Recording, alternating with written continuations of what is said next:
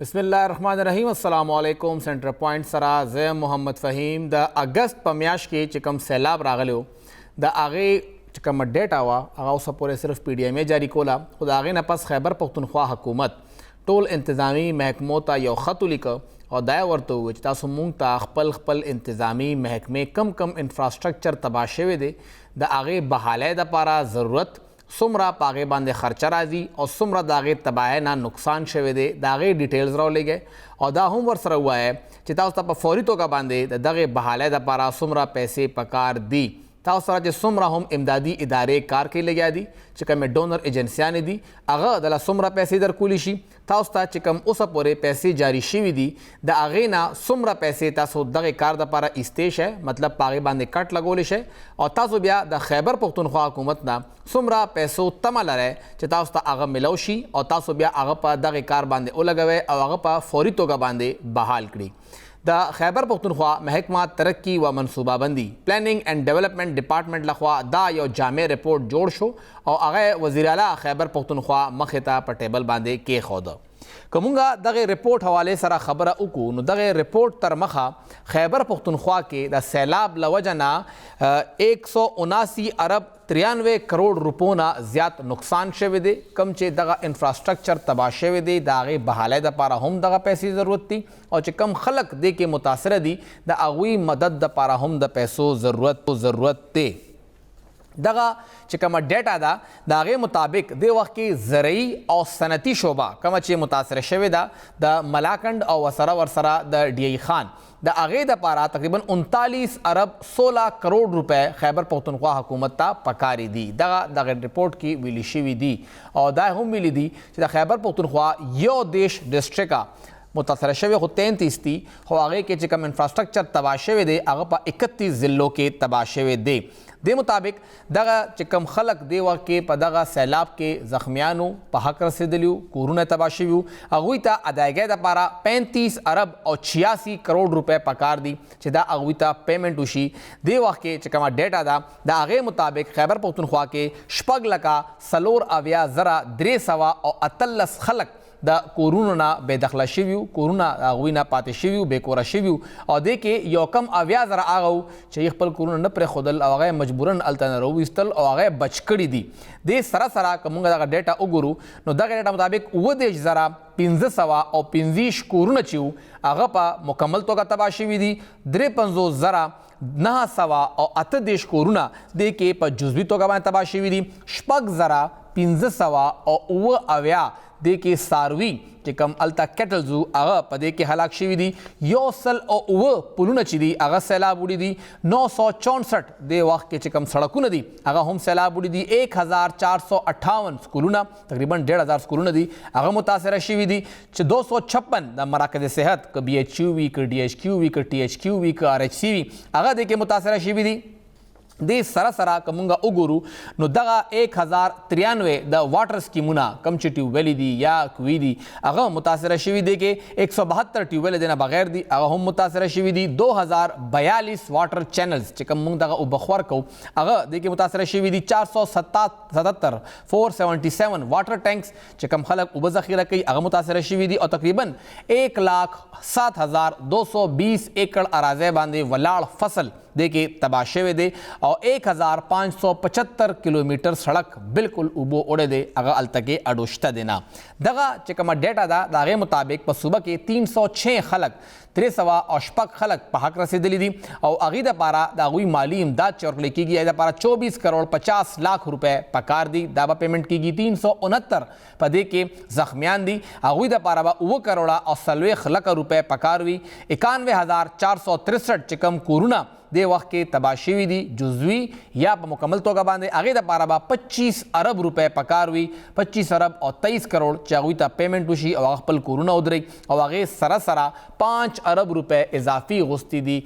محکمه بحالي و آبادکاري چې موږ ته دغه د 35 ارب 86 کروڑ روپو پیکیج پکار دی دغه سیلاب متاثرین دپاره. دغه 5 ارب روپو کې بیا دا هم دی چې موږ پیشګي اطلاعات وکړو، اقدامات وکړو، خلک اویر کړو روان سیلاب حوالې سره.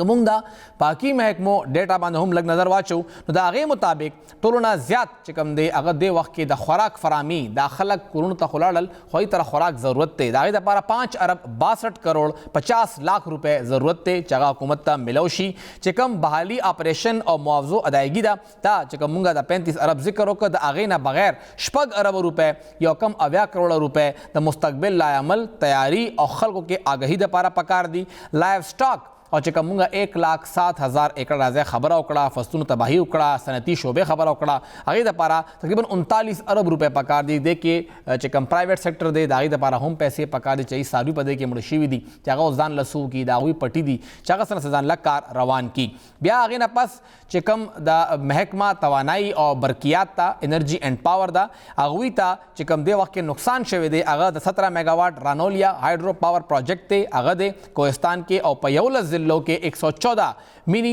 هایډرو پاور پروجیکټس چې کوم دي هغه متاثره شوي دي 19 په مکمل توګه تباه شوي دي او 95 کې په غټه پیمانه باندې تباهي راغلې ده 8 ضلعو کې چې کوم سکولونه دي او بنیادي مراکز صحت دي د هغې کې دوی کم شمسي نظام لګولی 176 د شمسي نظام لګېدلی هغه هم متاثره شوی دی او 36.6 میګاواټ د دراړ خوړ چې کوم پروجیکټ دی هغه هم دی کې په جزوي توګه متاثره شوی دی او 4.2 میګاواټ د چترال ریشون هایډرو پروجیکټ چې دی هغه هم متاثره شوی دی د محکمه آپاشۍ لخوا چې کوم رپورټ دی د هغې مطابق په 24 ضلعو کې هغوی ته د 22 ارب 38 کروڑ روپو ضرورت دی او صوبه کې 1366 چې کوم اریګیشن چینلې دي او 1457 حفاظتي پشتي دي هغه بالکل مکمل توګه باندې تباه شوي دي چې کوم انرجي اینډ پاور دی هغوی ته 23 ارب پکار دي او اریګیشن ته 22 ارب 38 کروڑ روپے پکار دي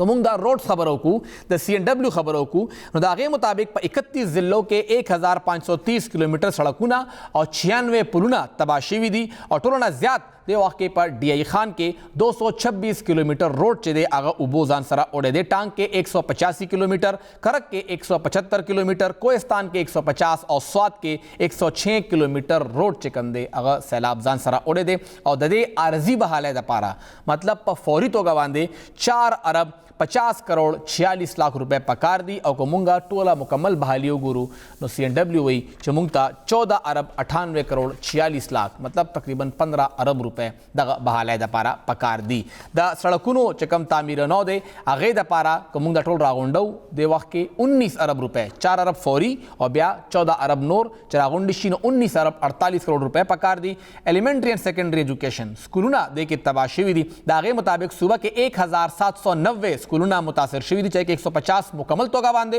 او 1640 په جزوي توګه باندې متاثر شوي دي د هغې بحالۍ دپاره 8 ارب 39 کروڑ 40 لاک روپے ایلیمنټري اینډ سیکنډري ایجوکیشن ته پکاري دي که موږ خبره وکړو د لوکل ګورنمنټ نو بلدیات کې 437 منصوبې وې هغه متاثره شوي دي هغې دپاره 6 ارب 57 کروڑ 10 لاک روپے هغوی غوښتي دي چې هغې کې 3 ارب 60 کروڑ روپے سړکونه چې کوم ډسټرکټ روډز دي د هغې دپاره او هغې سره سره که موږ خبره وکړو د 1 ارب 42 کروڑ روپے د هغوی سینیټیشن سروسز د هغې دپاره او 46 کروڑ روپے د آبرسانۍ هغې سره هم آبرساني کار دی نو هغې دپاره هغوی ته پکار دي که موږ خبره کوو د لوکل ګورنمنټ څخه چې کوم ریسټ هاوسز دي هغې دپاره 25 کروڑ روپے او د لوکل ګورنمنټ چې کوم پلونه دي هغې دپاره 10 کروڑ روپے هغوی ته په فوري توګه پکار دي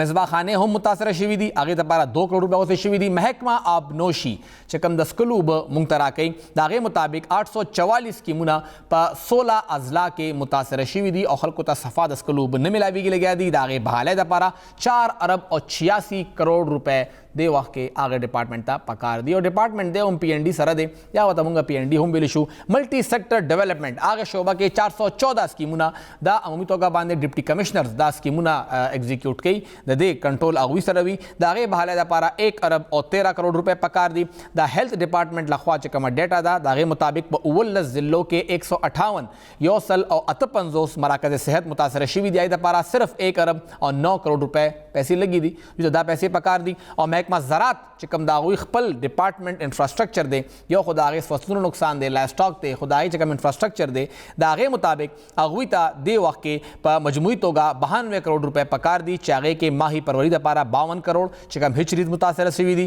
بیا زرعي تحقیق دپاره چې کوم ایګریکلچر ریسرچ دی د هغې دپاره 28 کروڑ توسیع زراعت دپاره 6 کروڑ او لایف سټاک ریسرچ دپاره 4 کروڑ 77 لاکھ روپۍ هغوی ته پکار دي محکمه سیاحت او کھیل ول چې سپورټس ګراونډونه هم متاثر شوي دي د هغې مطابق دا ویل کېږي چې 50 کروڑ روپۍ هغوی غوښتي دي او آثار قدیمه په هغې کې په 27 کروڑ روپۍ او سپورټس دپاره 21 کروڑ روپۍ پکارې دي محکمه اعلی تعلیم دا وینا ده چې 3 زمونږ یونیورسټیانې متاثر شوي دي چې هغې کې باچا خان یونیورسټي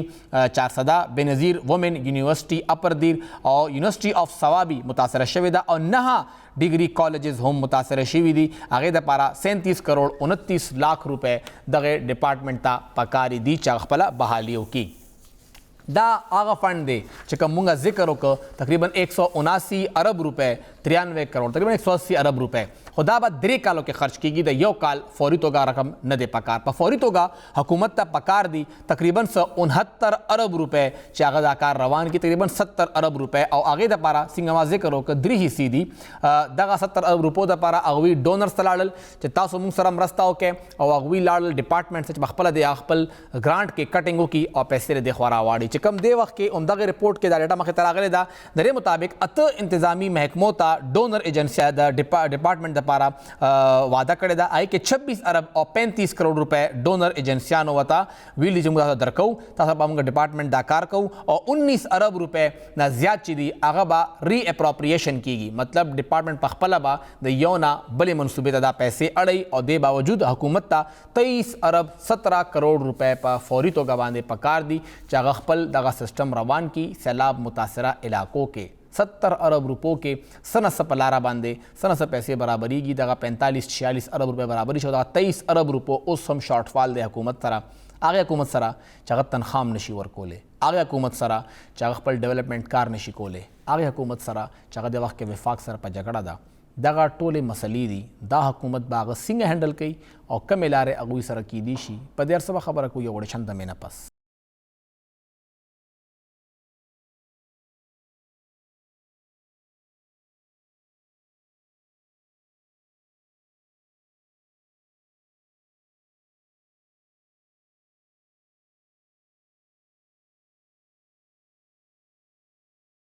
تاسو ته پروګرام کې یو ځل بیا هرکلی وایو موږ خبره کوو لګیا یو د خیبر پښتونخوا دې وخت کې د مالي بحران حوالې سره او بیا چې کوم دې وخت کې سیلاب متاثره علاقې دي هغوی دپاره چې کوم دې وخت کې فنډز ضرورت دی د هغې باندې موږ خبره کوو لګیا یو او څنګه خیبر پښتونخوا چې کوم دې وخت کې یو مالي بحران سره مخ دی معاشي بحران هم دی او بیا سیاسي بحران هم دی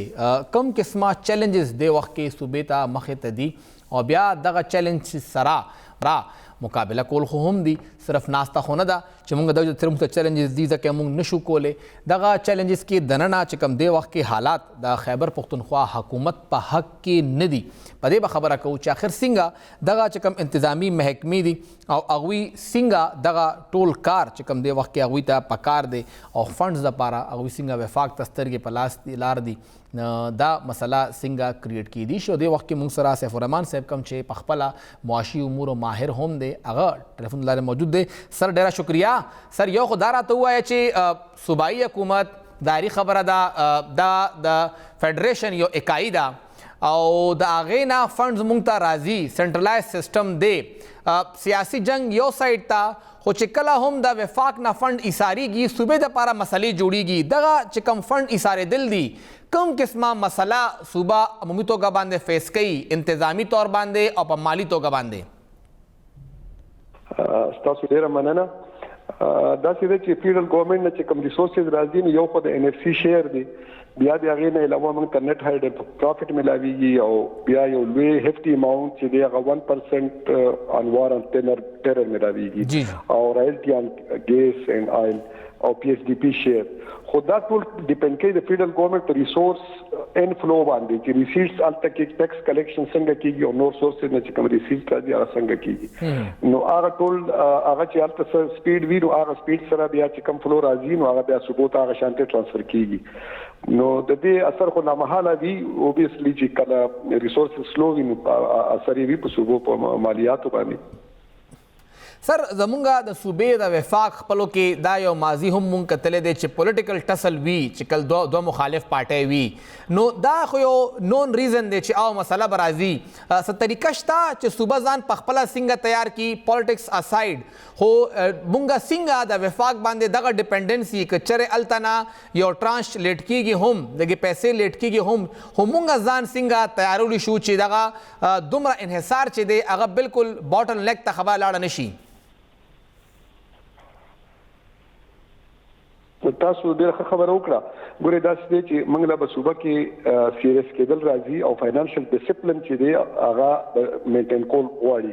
هغه دا دی چې زموږ د صوبې چې خپل ریسیرس کله وو نو څو کاله مخکې به هغه 100% د جی ایس ټي ان سروسز نه بغیر اوس هغه سکویز شوي دي تقریبا اوستن 2-3% تر راکوز شوي دي نو موږ خپل ریوینیو جنریشن چې دی هغه ډېر کم دی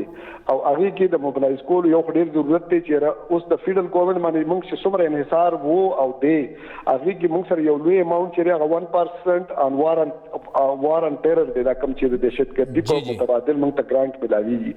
هغې عین ممکن ده چې په راتلونکي NFC کې هغه نه وي داسې د فاټا ته چې کوم ګرانټ ایکس فاټا ته ملاویږي هغه کېدای شي چې هغه چې کوم سرټن ټایم د 10 ایئرز پوره شي بیا نه وي نو داسې شونه دي چې دې کې او دې کې موږ داسې وکړو چې موږ هغه خرچې وکړي چې هغې سره موږ هغه فاینانشل ډسپلن د لاسه ووته مثال په تور باندې موږ دومره هیډ هر کال 30-40 هزار پوسټونه کریټ کوو او هغې باندې خوشحالېږو چې دا موږ امپلایمنټ جنریټ کوو خو ګورنمنټ چې دی پبلک سیکټر هغه عمومي د جابز ورکولو ذریعه نه ده پکار دا چې موږ پرایویټ سیکټر چې دی پبلک پرایویټ سیکټر سره پارټنرشپ او پرایویټ سیکټر موټیویټ کو پروموټ کو سبسیډایز کو وټ ایور انسنټیو چې ورکول شو سیملرلی موږ ډېر لوی نقصان فاینانشل ته دا ورسېده چې اپګریډیشن وشلو به تاسو او پوسونو کې دومره ډیسټورشن دی چې هغه سکیلونو کې چې هغه تاسو بس هغه ریګولرایزیشن شو بیا الاونسز کې ډېر څه ډیسکریمینیشن دی پنشن چې هغه یو لوی لایبیلیټي لګیا ده هغه روان دی چې جوائنټ ایټینګ اپ all the resources نو اوس چې زموږ سره د ډیولپمنٹ بجټ هغه سپیس خو لګیا دی سکویز کیږي ولې د هغې نه علاوه چې کوم زموږ جاریه اخراجات چې دي د هغې لپاره د ریسورسز کمې پیدا کیږي او هغه ځکه دی چې موږ چې کوم فیډرل ګورنمنټ نه د 10th NFC په رڼا کې چې کوم موږ ته هغه فسکل سپیس ملاو شوی و هغه موږ ډېر زیات هغې نه وایزلی هغه شانتې پکار چې موږ مینټین کړی وي نو دا سپیس چې دی دا اوس خو موږ ته دشواري جوړه ده او دا ما چې کوم دا تاسو ته ذکر وکړو چې زموږ اسټابلیشمنټ ډېر زیات شو زموږ د پنشن لایبیلیټي ډېر زیات دي او ورسره چې یو لوی شی بل دی هغه د ډیټ سروسینګ مخکې زموږ ډیټ سروسینګ ډېر کم و ولې اوس چې دا کوم نوې لایبیلیټي جوړ شوي دي دې سره به ډیټ سروسینګ شیر به ډېر زیات شي نو دا به ډېر ګرانه به وي صحیح تاسو څنګه خبره چې د وخت کې زمونږ چې کوم فاینانشل ډسپلن دی هغه څه نه دی څنګه چې پکاره ده خیبر پختونخوا حکومت سره بلا شی اټانومس باډیز دي او ټیکس کلیکشن هر یو ځانځاني کوي کې پی آر خورا لا خو ایکسایز ځان له ټیکس راغونډوي کې پی آر ځان له راغونډوي لوکل ګورنمنټ ټي ایم اے ځان له راغونډوي اربن ایریا اتھارټیز ټیکس ځان له راغونډوي دا ټیکسیشن نظام کوم چې مونږه انکم دی مین انکم دی هغه ولې سر اوسه پورې د یو چت لاندې رانغی ګوره دې کې دشواري د تاسو صحیح نشاندهي وکړه داسې دشواري نشته دی چې د ډپارټمنټل او هغه کوارډینیشن یا یو څه پرې لاندې راوستل هغه په خپل ځای خدا سره چې زموږ ټیکس بیس چې دی کنه ډېر نیرو دی هغه صوبې کې دومره گنجائش نشته د مزید د ټیکسیشن دې کې صرف دا کې دی چې ګوري چې موږ سره زموږ صوبې نه چې کوم دا بانکینګ کوم لینډینګ کوي زموږ په صوبه کې نو هغه صرف 9% دی جبکې زموږ صوبې نه چې کوم کلیکشن کیږي هغه لکه تاسو د هغې اندازه ولګئ که لکه 1% از رینټینګ and 9% از کلیکشن نو صوبې کې چې کوم مالیاتو کې یا ټیکس ریونیو کې انکریز راځي نو هغه راځي چې تاسو پرایویټ سیکټر څومره سټرانګ کړي انډسټریالایزیشن وشي میډیم سایز مایکرو سایز او دې نه علاوه چې دی لکه لینډینګ چې دی هغې باندې انډیکلیرډ امبارګو ده خیبر پختونخوا نو دا یو خو دا دی بل دا دی چې پرایویټ سیکټر چې دی هغه موږ هغه شانتې نرش نه کړی شو او هغه شانتې فلرش نه کړی شو نو دا چې لکه او بیا زمونږ دا چې کوم دا لکه مختلف ادارې چې فار ایگزامپل زمونږ ایجوکیشن ډپارټمنټ ډیر ضروری دی ولې هغه د سایز نه ډیر زیات غټ شو او هغه واحد حل دی چې البته کې پرایویټایزیشن یا پرایویټ سېکټر سره پارټنرشپ شانتي وشي نو هغه سره به دا کوم چې خرچي دي دا په اعلی کنټرول کیږي او ډیسپلین براتلی شي. سر که مونږ وګورو نو زمونږ سره داسې ادارې شته چې هغه ښه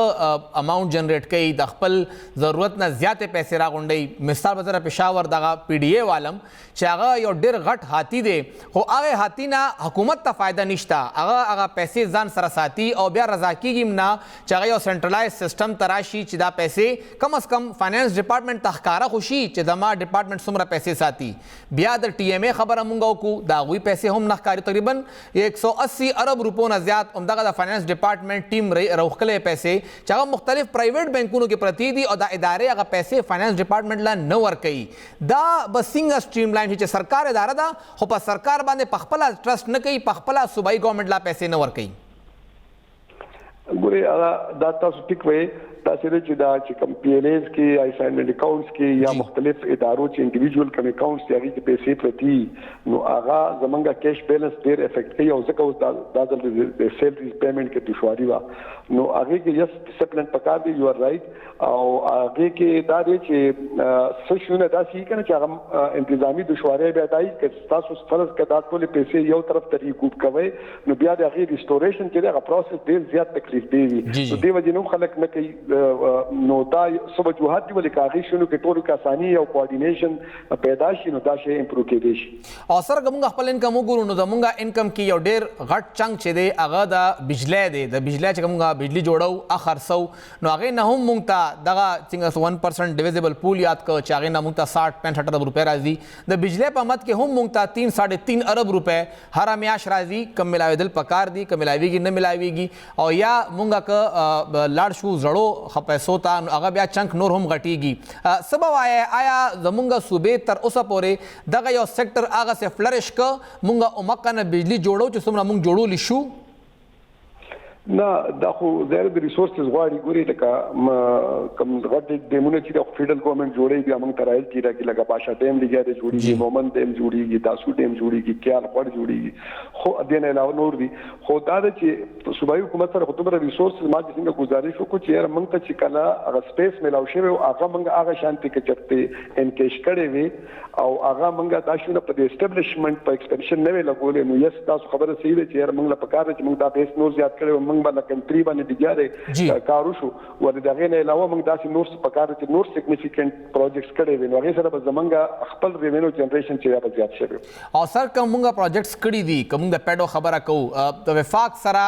خبره آیا اوس پورې فائنل شوی دي یا نه چې هغه زمونږ بجلی قیمت باندې ډیره مسله ده غټه مونږه کله یونټ کاست اخلو چې کله مونږ بجلی اخلو نو هغه 2930 روپے یونټي خو چې کله مونږ خرڅو نو هغه 3 روپے یا 4 روپے یونټ خرڅيږي غنه چې د کې صوبایي حکومت هم چرته کې ذمہوار ده چې یو پارټي حکومت په 3.5 کال خو هغه بیا هغه سیاوي کیش نه کا او د کې د ټیرف ډیټرمینیشن کې یس هغه کې پرابلم دی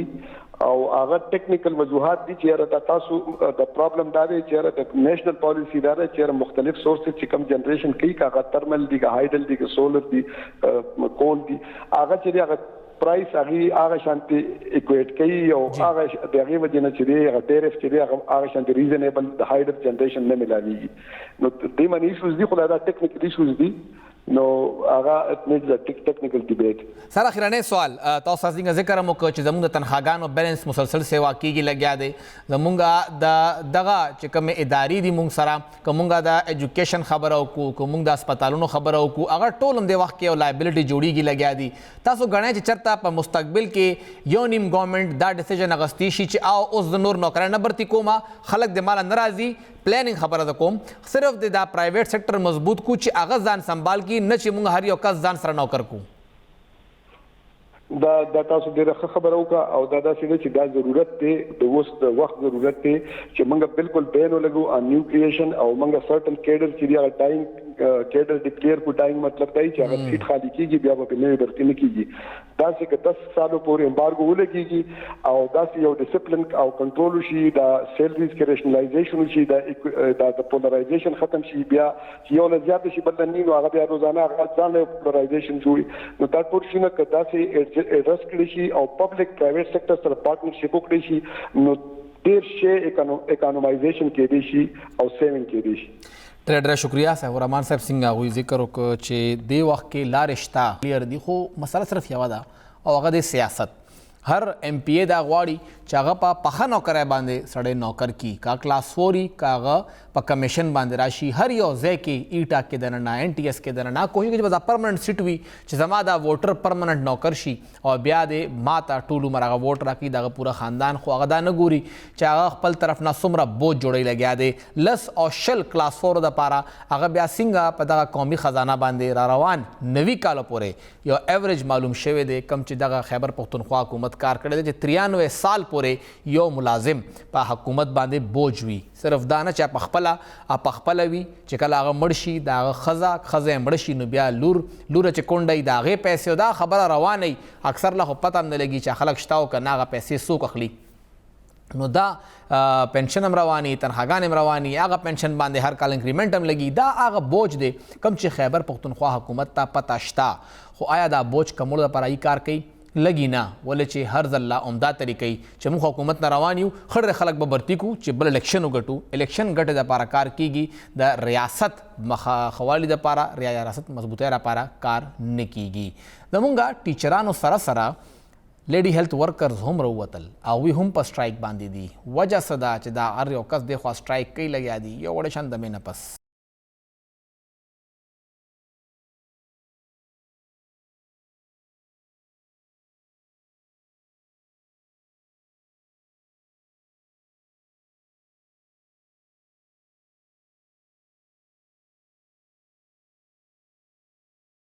تاسو به ورام کې ځل بیا هر کلی وایو زمونږ پرایمري سکول ټیچرز تقریبا شپږمه ورځ ده چې هغوی په سټرایک باندې دي په احتجاج باندې دي او دغه خیبر روډ هغوی له سره وړاندې بند کړی او د هغې د وجه نه پوره پېښور کې ټرافیک جیم جوړ شوی و د کیسهخانې نه والی تر دغه اشنغرۍ پورې هر یو روډ بند و ولې چې پرایمري سکول ټیچرز په روډ راوتي وو بیا مذاکرات وشو هغوی ټول جناب پارک ته لاړل او جناب پارک کې هغوی د درېیمې ورځه ده چې هلته کې پراته دي خالي رزم اتوار هم او نن هم هغوی هملته جناب پارک کې احتجاج کوي لګیا دي دھرنه ورکړې ده او مطالبات حکومت مخې ته ایښي دي چې تاسو مونږ لا دا ارس وکړئ اپګریډیشن چې کوم مطالبه ده چې 12 ګریډ کې نه موږ 15 یا 16 ګریډ ته واړوي هغه احتجاج اوس هم روان دی او د هغوی صدر عزیز الله صاحب کوم چې موږ سره د زیارت پرست پروګرام کې هم شامل و هغه یې ګرفتاره کړی و لږ وړاندې خبر راغی چې هغه رها هم کو او مذاکرات دې وخت کې په سیول سیکرټریټ کې روان دي د هغوی احتجاج خو روان دی ډاکټرز چې کوم دې وخت کې په سټرایک باندې وو په ایل آر ایچ کې چې کومه واقعه شوې وه د هغې نه پس ینګ ډاکټرز اسوسییشن په پوره صوبه کې احتجاج یې کال کړی ویل کېږي ځای کې 2 ورځې ډیلی راغلی ده او 2 ورځې ای بریک اخیستې ولې چې ډینګي او ملیریا او ټایفاید ډېر زیات مریضونه دي ځکه هغوی هغه د مریضانو علاج دپاره یو چوټي واغېسته چې نه موږ به نور خپل سټرایک لغونتې کې وځنډو او دغه زموږ مطالبه ده خو زموږ خویندې لیډي هیلث ورکرز هغوی نن راوتي دي هغوی نن سټرایک کوي لګیا دي او هغوی هم دغه پېښور کې احتجاج وکړه زموږ د دغې لیډي هیلث ورکرز څه مطالبات دي د هغوی څه مسلې دي او آیا هغه مسلې حل کیدی شي او که نه څه زړې وعدې پکې شاملې دي یا نه څه نوې مطالبه ده یا زړه مطالبه او هماغه زړه جړه ده او حکومت لخوا سترګې پټې دي په دې هر څه به خبره کوو دې وخت کې موږ سره المینا افتخار کومه چې د دغې لیډي هیلث ورکرز پوره خیبر پښتونخوا اسوسییشن مشره ده هغه د ټلیفون لارې موجوده ده ډېره شکریه میډم یو خو دا ووایه چې دا ستاسو کوم مطالبات دي دا څه دي او آیا دا مطالبات نوي دي تاسو مخکې هم احتجاج کړی همغه دي او که نه تاسو نوي مطالبات راوړل زاړه مرسه منلي شوي دي السلام علیکم وعلیکم السلام د ټول مخکې خو تاسو ډېر جی مننه چې مالم په دې پروګرام کې د خبرو کولو موقع راکړم کومه پوری جی چې تاسو د مطالباتو تاسو کو نو زمنګ د پروګرام چې کوم دی د کې مختلف کیډرز دي سپکه کمیونټي امبیډډ امپلایز دي سپکه افیس سټاف دي مختلف کیډرز دي نو مخکې چې کوم زمونږه احتجاج شو نو په هغه کې زمونږه چې کوم سپروایزري کیډر دی د هغه اپګریډیشن او ډیماند پورا کړی شو خو چې کوم زمونږه د ټولو نه غټ کیډر د دې لیډي هیلث ورکر دی د هغه سټیل لا عمر شان ته پروت دی په 2012 کې ریګولرایزیشن شوی د دې LHWs د سپریم کورټ په ججمنټ باندې او د هغه نه پس اوسه پوری دی لا لګیا دی په 5 سکیل کې نو په دې باندې ډیر حد پورې کار شوی مو د دې تقریبا 60% سیټس چې کوم دی هغه اپګریډ شوی مو خو په دې کې بیا څو لیډي هیلث ورکرز دا چې راغلي چې هغه په غیبه باندې خفاوي او هغه خپل 100% اپګریډیشن غوښته نو نن چې موږ کوم راغلیو نو موږ خپل هغه ډیمانډ چې کوم دی هغه موږ له کومه کې چینج کړو موږ چې دا کم 40% پاتې دي نو دا 40% اپګریډ کې خدا پروموشن نه دی لا سنگل ایگزیکټیو آرډر باندې ولا اپګریډیشن ټول له پیوځه ورکه په سینیورټي باندې نو دا چې زموږ ډیمانډ او د دې نه علاوه زموږ د انټیګریټډ هیلث پروجیکټ چې کوم ملازمین دي چې تقریبا 4000 هغه په کانټریکټ باندې دي نو د هغه د ریګولرایزیشن مطالبه مونږ کوله نو دغه مطالبه نن زمونږ نو تاسو دا چې کوم 40% زنانه پاتې وي دا ولې پاتې شوی وي لکه 60% شي دا هم سره شوی وي ولې پاتې شوی اجي چې سټرکچر په کومه طریقه جوړ شوی نو هغه یو 4 ټیر فارمولا وا او پروموشنز نو هغه په ریشو باندې مطلب 40% 30% 20% او 10% ریشو باندې تل نو دا 40% به کېدل خو په دې باندې به کم از کم 3 کاله ټایم به لګیدل چې لکه یو کېډر 7 تلرشن او په 7 کې خپل پروبیشن پیریډ تیر کی بیا به اغي 9 ته زی هغه شاته چې کوم دی اغي به 7 تر شي بیا به اغي 9 والا به خپل پروبیشن پیریډ چې کمپلیټ کی اغي به 11 ته زی نو دا سه رو به موف کېده نو دا لکه کې ټایم به ډیر راغشتو نو په دې وجه باندې نو تاسو احتجاج ولې کوو میډم لکه خبره خو په ټیبلم کې دی شو ډپارټمنټ سره ناستم کې دی شو سیکریټري سره ناستا منسٹر سره خبره کې دی شو احتجاج ته خبر ولې لاړه احتجاج هم جی په دې وجه باندې وکړ چې دا کم پروګرس کې دا ډیر زیات ډیر سلو روانو او سم ټایم به دا فیل شو چې لکه بالکل زیرو بشو پروګرس نو په دې وجه باندې او بلای چې لیډي هیلث ورکرز ظاهر خبره ده مسلسل لګیا دي ریټایر کیږي 27 سال سرویس دی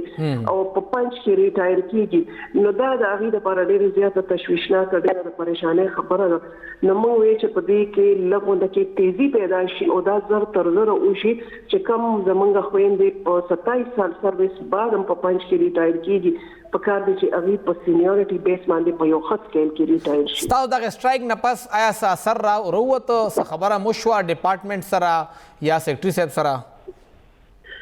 جی بالکل په دې کې زمونږ چې کوم هاي اپسو زموږ د انټیګریټډ هیلث پروجیکټ ډایریکټر صاحب راغی پروینشل کوارډینیټر ډي جی هیلث سرویسز او چیف ایچ اس آر یو او ایډیشنل سیکریټري هیلث فیاض شیرپا صاحب هغه مو سره کېناستل په ډایریکټریټ کې او په دې باندې ډېر یو ډیټیل ډسکشن وشو او ان شاء الله یو کمیټي به جوړه شو او سبا نه په هغه باندې پریکټیکل ورک شروع کیږي تاسو چې کوم احتجاج او آیا هغه صرف احتجاج او یا د کې هړتال هم شامل وو نه جی دا زمونږ اصل کې نن سبا ډینګي ډېر زیات په پیک باندې دا او دا بل سایت دا ټي سی وی ټایفاید کمپین شروع دي د ویکسینیشن دا نو موږ کوشش کوو چې دا سفر نشي او د خواته موږ خپل پروټیسټ هم ریکارډ کو دا زموږ جی سنگل ډے پروټیسټ ریکارډ کو او هغه بس بیا موږ هم پاکه ختم کو ان شاء الله پر امید دی چې ګورنمنت به زموږ او کمیټه له ټایم ورکړې دي چې خپل ریپورت هفته کې میاش کې 2 میاشتو کې کله راوړي نه جی دا څه ټایم نه درا کړی منټس پر تاسو سبا ملاویږي چې د نننی میټینګ او مطلب چې څونه پکې موږ ورپسې چې څونه موږ فالو کوو یا موږ خپل کیس چې څونه پرسو کوو نو مې دا کار دا چې د ګورنمنت په زور باندې ایستلی خپل په وینه نه کوي خپل نجی کوي او مطلب ډېر زیات سلو پروسس نو په دې وجه باندې چې سونه پکې موږ تیزی شو کوو په دې باندې خپل موږ هوم ورک کمپلیټ کو نو اصل فیس خو د هیلث ډپارټمنټ نه دی چې هیلث ډپارټمنټ کوم سره اګریم شي اصل گیم خو بیا په فاینانس ها او میډم تاسو کوم دا اپګریډیشن خبره کوي نو دا 5 سکیل نه خو اپګریډ شي خو آیا بیا مخکې پروګریشن په کیریئر کې شته یا نه صرف ون سټیپ پروموشن دی خبره ختمه مخکې کیریئر به کم لیول پورې دغه زمونږ د خويندې تلی شي نه شي بیا د دې باقاعده چې کم پروموشن رولز دی هغه به جوړ شي او چې کوم یو خدا د 11 پورې براشي 11 نه پس دی بیا ایز سپروایزر هم راتلی شي هغه لارین دي ته کولو دي او چې کوم کوالیفاید خلک دي په دې کې زړه خبره د سٹارټ کې د دې بیسیک کرایټیریا چې کوم کوالیفیکیشن به غوښته هغه ډیر زیات کم خو اوس په دې کې موږ سره ډیر ښه کوالیفاید ګریجویټس ماستر لیول خلک راغلي دي نو د هغې دپاره به پکې خامخا الاونسز انکریمنټس هغې له به پروټیکشن ورکوي کوالیفاید خلکو له به په رولز کې پروټیکشن ډېره شکریه المینا افتخار چیرپرسن لیډي هیلث ورکرز اسوسییشن خوا او دغه تمه لرو چې دغسې که څوک جاړي یا روزي احتجاج کوي نو ریاست زموږ ادارې صوبایي محکمې د رامخې ته شي او هغوی د ځان سره کښېنئ نه چې پایي باندې ډنډې وورئ څنګه په دغه ټیچرانو باندې شوي دي مطالبات دي کښېنئ خبره ورسره وکړئ او هله راوباسئ نه چې تاسو بیا خبره دې حد ته راولئ چې نن ټیچر پرېښی ده نو ډاکټر هر چا باندې سر شلولی دی او هغه نه وینې بیږي نو لکه دا بیا پوره دنیا کې هم ډېر زیات منفي تصویر دی د پاکستان او د خیبر پښتونخوا چې دا هغه خلک دي چې خپل د استاد خپل د مسیحا قدر نه کوي تمه لرو چې څنګه د المینا افتخار بیبي مسله حل شوه او هغوی یو کمیټي جوړه کړه داسې به لږ ساعت کې تمه ده چې لږ ساعت کې ټیچرانو سټرایک به هم ختم شي چې هغوی هم دوباره لاړ شي دغه سکولونه کولو کړي دغه 28,000 سکولونه 15,000 سکولونه پرایمري او پسې میډل او هائی هم بند شو چې دا سکولونه د کولو شي اول مونږ د ماشومان ټول مستقبل وخت خراب شوی دی چې نور دا وخت خراب نشي یو وړه شان د ماخلو